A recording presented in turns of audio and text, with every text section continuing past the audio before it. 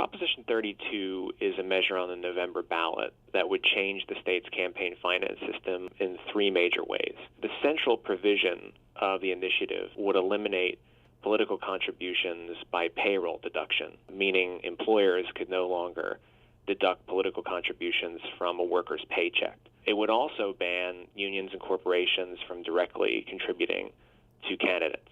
And the third provision would prohibit government contractors from giving political contributions to elected officials. When the voters hear that both business and labor would not be able to give as much money to political campaigns, that all those evil special interests are going to be restricted in their campaign contributions, they like that idea. But then when they hear the arguments for and against the initiative, the opponents make the case that this measure, that Prop 32, would hurt labor a lot more than it hurts business, and then voter opinion turns against it. Just 36% of registered voters support the measure, 44% are against it, and there's a significant number of undecided, that's 19%.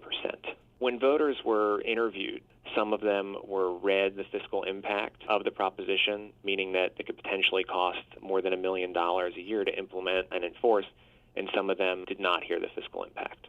The best that Proposition 32 performed was with an audience that was not aware of the fiscal impact. So those who did not hear the fiscal impact supported the measure 46-40.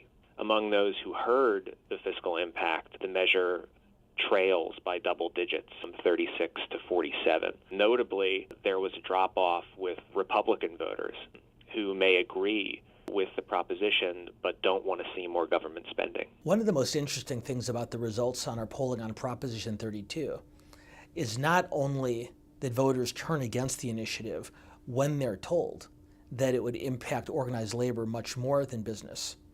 What's particularly interesting is that Latino voters in particular move especially strongly in opposition to it. Kind of the bottom line is being at 36% at this point in the campaign doesn't bode well. So this doesn't mean necessarily that Prop 32 is going to be defeated. But right now, when its opponents point out that labor would be more severely impacted than business, that does tend to turn a large number of California voters against the initiative.